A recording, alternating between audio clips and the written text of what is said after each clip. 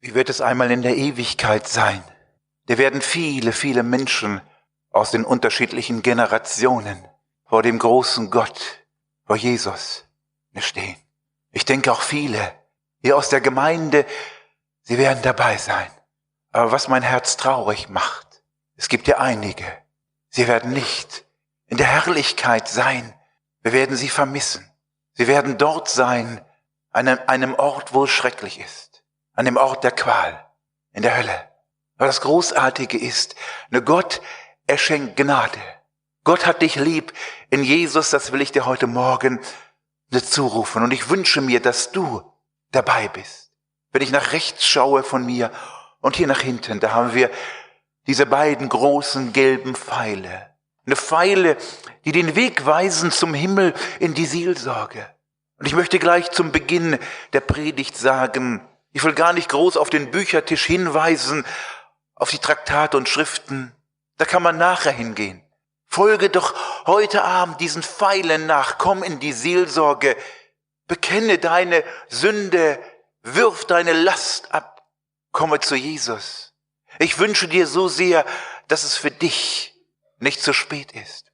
Beuge heute die Knie vor dem Heiland der Welt, vor dem Retter. Bist du bereit, ihm zu begegnen? Ich möchte uns einige Verse lesen aus dem Lukas-Evangelium. Lukas 21, ab Vers 25. Wer eine Bibel dabei hat, ein Neues Testament, schlage es bitte auf. Und da hören wir, und es werden Zeichen geschehen an Sonne und Mond und Sternen, und auf Erden wird den Völkern bange sein, und sie werden verzagen vor dem Brausen und Wogen des Meeres, und die Menschen werden vergehen vor Furcht und in der Erwartung der Dinge, die kommen sollen über die ganze Erde. Denn die Kräfte des Himmels werden ins Wanken kommen, und alsdann werden sie sehen des Menschen Sohn kommen in einer Wolke mit großer Kraft und Herrlichkeit. Wenn aber dieses anfängt zu geschehen, dann seht auf und erhebt eure Häupter, weil sich eure Erlösung naht. Und er sagte ihnen ein Gleichnis, seht den Feigenbaum und alle Bäume an, wenn sie jetzt ausschlagen, und ihr seht es, so wisst ihr selber, dass jetzt der Sommer nahe ist. So auch ihr, wenn ihr seht, dass dies alles geschieht, so wisst, dass das Reich Gottes nahe ist. Wahrlich, wahrlich, ich sage euch, dieses Geschlecht wird nicht vergehen, bis alles geschieht. Himmel und Erde werden vergehen, aber meine Worte vergehen nicht. Hütet euch aber, dass eure Herzen nicht beschwert werden mit Fressen und Saufen, mit täglichen Sorgen, und dieser Tag nicht plötzlich über euch komme wie ein Fallstrick. Denn er wird über alle kommen, die auf der ganzen Erde wohnen. So seid alle Zeit wach und betet, dass ihr stark werdet, zu entfliehen diesem allen, was geschehen soll, zu stehen vor dem Menschensohn. Ich denke, Menschen bereiten sich auf viele, viele Dinge vor. Auch wir haben uns für diesen Gottesdienst vorbereitet. Es ist ja keiner im Schlafanzug heute Morgen hergekommen. Ihr seid vernünftig und schön gekleidet. Aber die Frage ist, bereiten wir uns vor auf das größte Ereignis der Weltgeschichte? Bereiten wir uns vor auf das Kommen Jesu? Jesus Christus ist ja das erste Mal gekommen als Mensch, nackt und bloß. Wir gehen ja auf Weihnachten zu, da erinnern wir uns daran, er wurde in eine Krippe gelegt. Vor über 2000 Jahren kam Jesus als Mensch, um uns zu erlösen. Aber Jesus wird genauso gewiss wiederkommen. Das lesen wir in der Bibel schon in der Offenbarung. Da betet Johannes, Jesus sagt das selber durch Johannes, ja, ich komme bald. Das letzte Gebet der Bibel heißt, Amen, ja komm, Herr Jesus. Meine Frage ist, bist du vorbereitet auf das Kommen des Königs aller Könige? Keiner ist ungewaschen, hoffe ich hier. Man hat gegessen, die Zähne geputzt, die Haare gestriegelt, die Schuhe geputzt. Menschen bereiten sich vor. Kinder, die Eltern, wenn der Sprossling in die Schule kommt. Man bereitet sich vor auf die Ausbildung, auf Prüfungen, auf Hochzeiten, wird sich besonders gut vorbereitet. Aber bist du vorbereitet auf deine Beerdigung? Wenn heute Jesus sagen würde, komm heim oder tritt ab von der Bühne des Lebens, würdest du sagen, oh Herr Jesus, so schnell noch nicht, ich müsste da Dinge klären und ordnen. Jesus, er wird wiederkommen. Wer sich nicht bekehrt hat, wer nicht von Neuem geboren ist, wer weiter mit seiner Sünde lebt oder mit Teilchen der Sünde, er wird gerichtet werden. Nur der Jesus im Zentrum seines Herzens hat, im Zentrum seines Lebens, wo Jesus die Nummer 1 ist, der wird sich freuen dürfen, wenn der Heiland als König auf dieser Erde zurückkommt. Ich denke, ich bin davon überzeugt, wir waren noch nie so nahe an der Wiederkunft Jesu wie heute Morgen. Wieder einen Tag näher dran als gestern. Wenn es nach den Wünschen der Menschen geht, sie würden ewig jung bleiben und auf der Erde bleiben möchten. Aber das geht nicht. Der Mensch ist durch die Sünde dem Altersprozess unterworfen. Menschen werden krank. Menschen müssen erleben, wie sie alt werden und abnehmen. Aber Gott, er möchte dich neu machen. Er hat dich lieb. Er möchte dein Herz erneuern, dass du in innerer Frische Gott begegnen kannst. Ich habe mich gefragt, wie viele werden in der Ewigkeit nicht im Himmel sein? Man sagt, in Deutschland haben wir etwa 80 Millionen Menschen. Die Statistik macht deutlich, etwa 2-3% haben sich bekehrt, sind wiedergeboren. Ich rechne mal rund hoch, das sind 2 Millionen, 2,5 Millionen. Aber was ist mit den fast 78 Millionen, die in Deutschland leben? Sie werden in die ewige Verlorenheit gehen. Ist dir das klar? Deshalb kämpfe ich, bete, dass auch hier Menschen sich retten lassen. Gott hat einen Platz für dich heute Morgen vorbereitet, dass du in der Ewigkeit einen Platz im Himmel einnehmen möchtest. Aber du musst selber die Entscheidung treffen. Wenn ich jemand selber bekehren könnte, ich würde mir vielleicht einen dicken Hammer kaufen, so einen Vorschlaghammer. Aber das geht nicht. Du musst dich freiwillig entscheiden. Im Himmel wird es nur Freiwillige geben. Die Bibel, sie macht uns eine Hoffnung, aber sie warnt uns auch. 3 kurze Gedanken: Wenn der Herr wiederkommt, werden Zeichen der Warnung geschehen. Wir haben das gelesen in unserem Bibelwort im Lukas-Evangelium. Es werden Zeichen geschehen an Sonne, Mond und Sternen. Man wird drohende Zeichen sehen, die Menschen haben Angst. Auf der Erde werden die Völker zittern aus Furcht. Das Meer wird toben und die Wellen. Die Bewohner der Erde werden halbtot am Boden liegen. Was geschieht denn heute? Wir haben noch nie so viel Erdbeben gehabt wie in den letzten Jahren. Diese Tsunami-Katastrophe, zigtausende Menschen wurden in den Tod gerissen. Werden wir immer noch nicht wach? Menschen stehen sich entgegen, bis an die Zähne bewaffnet, bringt einer den anderen um. Wer hätte das gedacht, dass so etwas passiert nach dem Zweiten Weltkrieg wie gar nicht vor langer Zeit in Jugoslawien? In Europa, wo Menschen denken können, einer bringt den anderen um. Abtreibung. Mütter lassen einfach ihr Kind wegmachen wie ein Geschwür.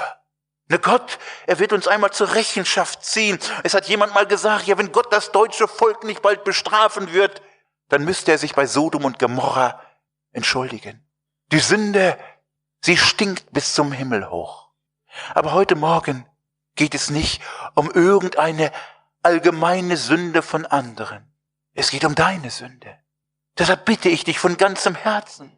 Der Jesus, er hat dich doch lieb. Er will dir den Schmutz, den Dreck abnehmen. Aus Liebe kam er ans Kreuz, gab sich für dich dahin. Jesus hat sich am Kreuz von Golgatha doch nicht nur die Hände schmutzig gemacht.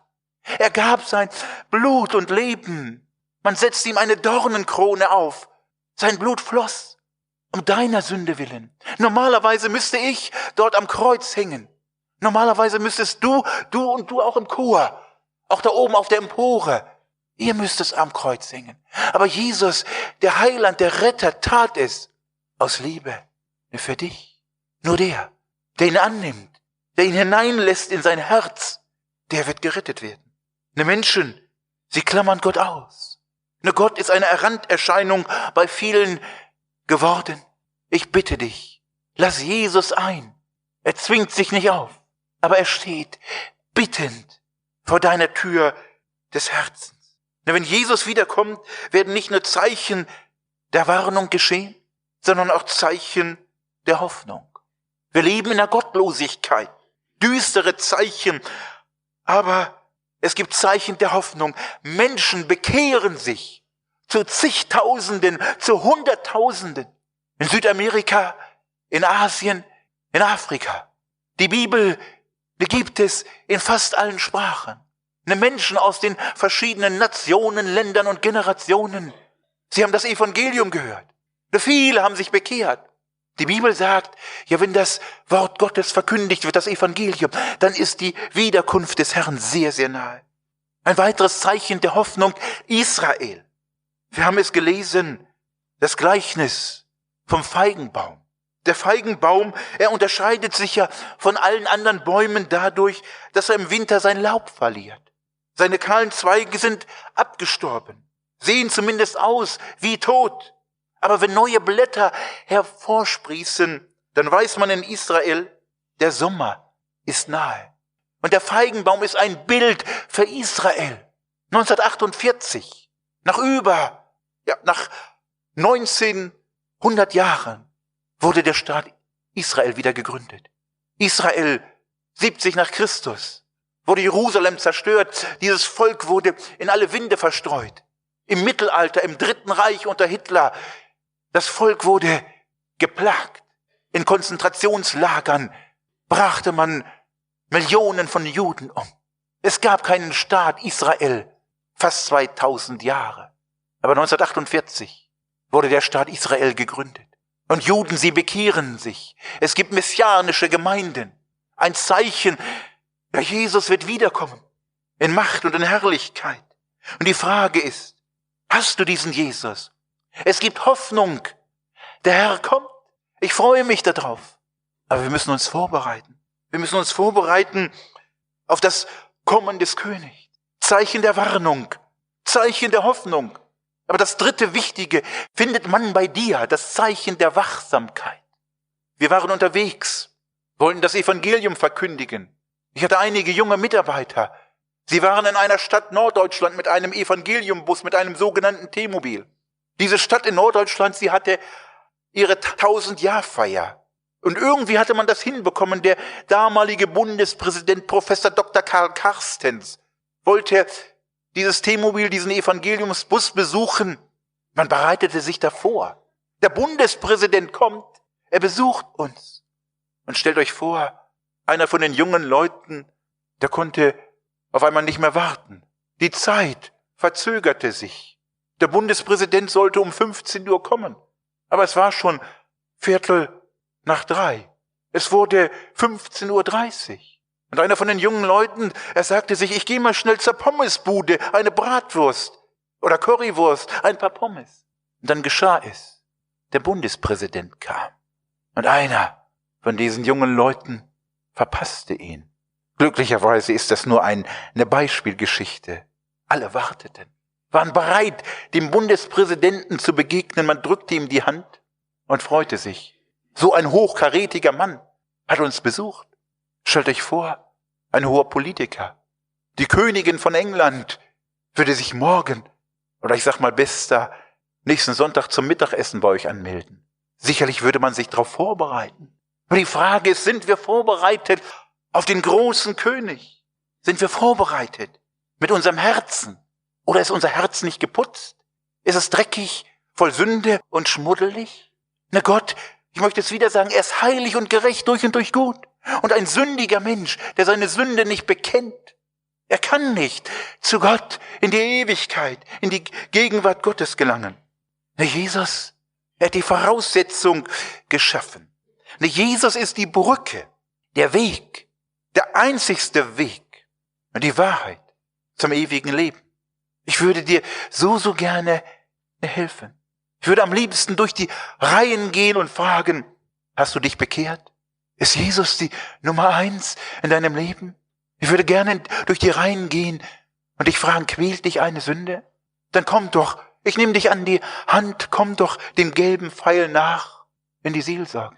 Aber ich kann es nicht.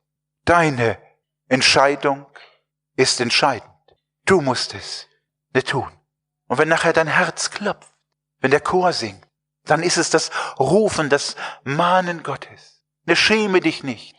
Wenn du dich nicht traust, dann frage doch den, der rechts oder links neben dir steht. Kannst du mich begleiten? Komm doch mit.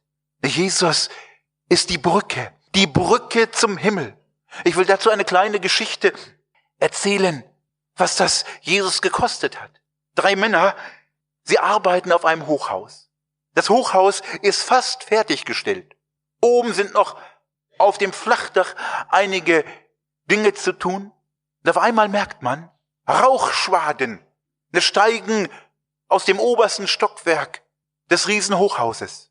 Es fängt an zu brennen. Schnell wird die Feuerwehr angerufen. Es brennt immer schlimmer. Die Treppen, die Fahrstühle, sie sind versperrt. Durch die Flammen kann keiner mehr durch. Die Feuerwehr, sie rückt an mit einer langen Leiter. Man fährt sie schnell aus. Man will diese 3 Männer auf dem Dach des Hochhauses doch retten. Aber dieses Haus, dieses Riesengebäude ist sehr, sehr hoch. Und man merkt, oh Schreck, die Leiter, sie reicht nicht bis zur Dachrinne dieses Hochhauses. Der Feuerwehrhauptmann, er klettert in Windeseile die Leiter hoch. Und er versucht, die letzte Sprosse der Leiter zu erreichen, und er hangelt sich mit einem Schwung hoch. Und er hängt zwischen Hochhaus und Leiter. Und er ruft, die 3 Männer, kommt, rutscht an mir herunter auf die Leiter. Der erste tut es. Es funktioniert. Der zweite, er rutscht über den Feuerwehrhauptmann, erreicht die Leiter. Und dann der dritte. Aber auf einmal, ganz plötzlich, verlassen dem Feuerwehrhauptmann die Kräfte. Es öffnen sich seine Hände und er stürzt in den Abgrund, knallt auf den Betonboden und ist sofort tot. Und dieses Bild war für mich sehr, sehr eindrücklich. Jesus, er hat sich gegeben für uns, damit ich in den Himmel komme, damit ich meine Sünde loswerden kann. Und Jesus, er hat sich für dich gegeben. Es nützt nichts, wenn du jeden Sonntag den Gottesdienst hier besuchst. Es werden Menschen in der Hölle sein, die sehr, sehr oft in den Gottesdiensten waren. Du musst deine Sünde bekennen, Jesus annehmen. Ich bitte dich von ganzem Herzen, komm doch heute Morgen zu ihm. Was soll Jesus denn noch tun? Er hat dir einen Liebesbrief geschrieben, die Bibel. In der Bibel ist es uns gesagt, ja, wie viele ihn aber aufnehmen, die werden Gottes Kinder. Nimm Jesus an. Dieser Tag könnte der schönste Tag deines Lebens werden. Wie viele Menschen werden von Sünde geplagt. Manche fallen in Depressionen. Wie gut, dass da einer ist, der dir jede Sünde vergeben kann und vergeben will. Manche sagen, ja, ich schaffe es irgendwie nicht. Ich habe schon ein paar Mal versucht. Ich möchte heute Morgen dich in die Seelsorge rufen. Ich erinnere mich an meine letzte Evangelisation. Dort kam auch ein Mann mit Sünden beladen. Er hatte ganz schlimme Dinge getan. Und dann betete ich für diesen Mann. Er bekannte seine Sünde. Ich sprach ihm Mut zu. Er dachte, mir kann nie wieder vergeben werden. Er dachte, ich schaffe das nicht mehr, in meinem Leben mit Gott zurechtzukommen. Aber Gott tat sein Wunder an diesem Mann.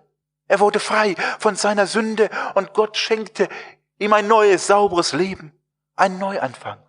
Und gleich im nächsten Gottesdienst gab er Zeugnis. Wie oft habe ich das erlebt? In Norddeutschland. Ich hatte eine Evangelisation und Menschen bekehrten sich. 30 Leute kamen in die Seelsorge. Ich habe mich gefreut, dass auch hier Menschen bereits kamen, ihre Sünde bekannten. Aber hier sitzen noch andere. Gott, Jesus selber, erwartet auf dich. Noch eine kleine Geschichte, stellt euch vor, da hat jemand Geburtstag. Da wird jemand vielleicht 21 Jahre. Man hat alles vorbereitet. 21 ist ja schon ein wichtiger Geburtstag. Kuchen ist gebacken, verschiedene Torten. Die Freunde sind eingeladen. Der Kaffee, er riecht schon. Der Tee ist zubereitet. Alle sind dabei. Das Geburtstagskind natürlich. Aber auf einmal möchte das Geburtstagskind noch etwas holen aus dem Keller. Eine Überraschung, etwas Schönes für die Gäste. Und dann passiert Folgendes. Die Geburtstagsgäste schließen die Tür einfach ab. Das Geburtstagskind ist draußen. Die Geburtstagsgäste, sie essen und trinken und feiern und singen ohne die wichtigste Person, ohne dem Geburtstagskind. Und so geht es in manchen Gottesdiensten zu. Menschen, sie hören Gottes Wort, die herrlichen Lieder, die Zeugnisse, die Predigt. Aber Jesus ist draußen. Jesus ist nicht im Herzen. Er steht vielleicht am Rande des Lebens. Ich bitte dich, als Botschafter an Christi Stadt, öffne dein Herz, bekenne deine Sünden und lass dich versöhnen mit Gott. Ich habe an einem Abend gesagt, es gibt für mich 2 ganz schreckliche Worte. Diese Worte sind zu spät. Und ich wünsche mir, dass es für keinen hier zu spät sein möchte.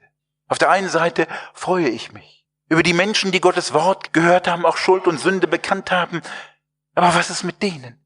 Heute die Gelegenheit für dich. Ein Prediger erzählte eine folgende Geschichte. Er war eingeladen in Norwegen.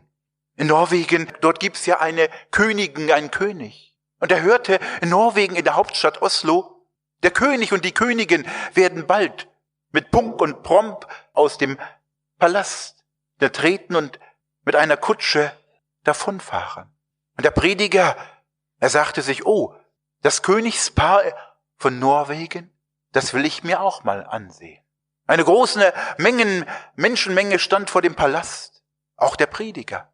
Auf einmal merkte der Prediger, ein Teil der Menschenmenge lief fort.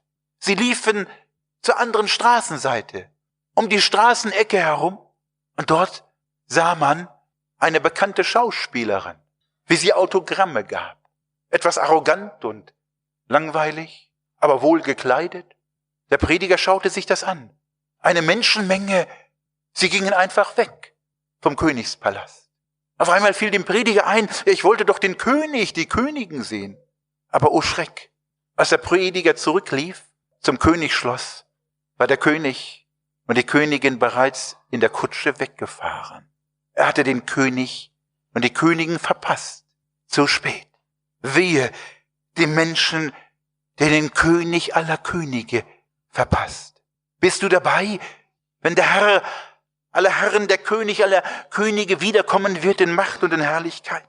Ich bitte dich, vertraue heute Morgen dein Leben, so wie du bist, Jesus Christus an. Lass dich vom Teufel nicht betrügen und belügen. Die Bibel sagt, heute ist die angenehme Zeit, heute verstocket eure Herzen nicht. Warum reichst du die eine Hand dem Teufel und die andere Hand, da versuchst du nach Jesus zu greifen? Du musst die Hand, die der Teufel packt, loslassen. Beides geht nicht. Ich kann doch mit dem rechten Fuß nicht auf dem rechten Bürgersteig gehen und mit dem linken Fuß auf dem linken Bürgersteig. Versuch das mal.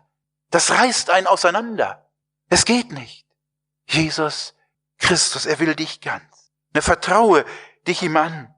Du wirst merken, er hat dich lieb, er vergibt dir. Und dieser Tag wird der schönste Tag deines Lebens sein. Ich kenne beide Seiten. Ich kenne das Leben ohne Jesus, 21 Jahre. Und ich kenne das Leben mit Jesus und ich möchte nie wieder tauschen. Ich will nicht dem Teufel der Sünde gehören. Ich möchte meinem liebenden Heiland und Retter Jesus Christus gehören. Mit Haut und Haaren. Das Leben auf der Erde klappt besser. Gott hilft mir in meinen Nöten, in meinen Problemen. Und ich werde im Himmel ankommen. Und das wünsche ich dir. Bist du dabei? Ich bitte dich. Wenn wir gleich den Chor hören, er wird singen, so wie ich bin. Komm doch, sei dabei. Ich möchte das noch einmal erklären anhand einer Folie. Wie sieht es mit deinem Leben aus? Dieser runde Kreis ist ein Bild für 2 verschiedene Menschen. Dieser eine Mensch hat eine Entscheidung für Jesus Christus getroffen. Er hat sich bekehrt.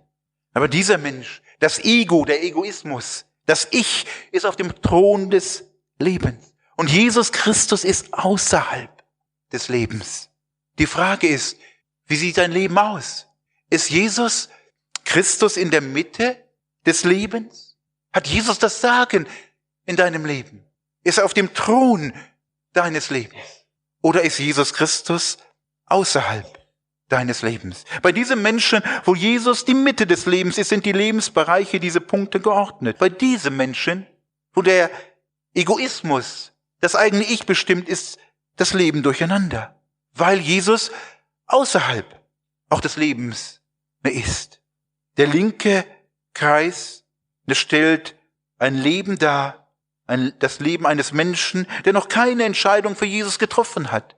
Er hat sich noch nicht bekehrt. Jesus ist draußen. Der rechte Kreis, hier ist Jesus, die Mitte. Jesus ist der Herr. Und das ist das Entscheidende. In deinem Leben muss ein Herrschaftswechsel stattfinden. Ich denke, es gibt Menschen, die haben versucht, sich zu bekehren. Aber sie sind nicht durchgedrungen zur Wiedergeburt. Jesus, er will nicht nur Mülleimer sein für deine Sünde. Er will Herr sein. Er will der Bestimmer sein in deinem Leben. Und wenn Jesus der Herr ist, brauchst du natürlich nicht deinen Verstand bei der Garderobe abzugeben. Dann fängt man erst richtig an, vernünftig zu denken. Aber Jesus hat das Sagen. Wie sieht dein Leben aus? So, bekehrt, wiedergeboren, oder so, Jesus ist draußen. Da gibt es Menschen, die kommen zu mir, sie sagen, jetzt passt genau auf, ja, mein Leben, es sieht nicht so aus, Jesus ist nicht in der Mitte. Mein Leben sieht auch nicht so aus, Jesus ist auch nicht außerhalb meines Lebens. Ne, Jesus, er ist schon im Kreis drin. Manche sagen, ja, Jesus, der ist sogar schon hier am Stuhlfuß, am Thron meines Lebens.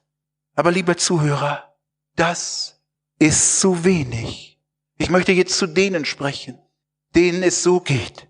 Wenn Jesus hier erst ist, dann treff noch heute deine Entscheidung. Bekehre dich von ganzem Herzen oder bekenne deine Sünde. Mach einen Neuanfang. Übergib dich neu dem Heiland, dass er nicht nur Erlöser ist, sondern auch Herr im Leben wird, dass dein Leben so aussieht. Dann wirst du ankommen im Himmel. Ich wünsche dir, dass du den Mut hast, jetzt zu Jesus Christus zu kommen. Gott segne dich, dass du kommst. Amen.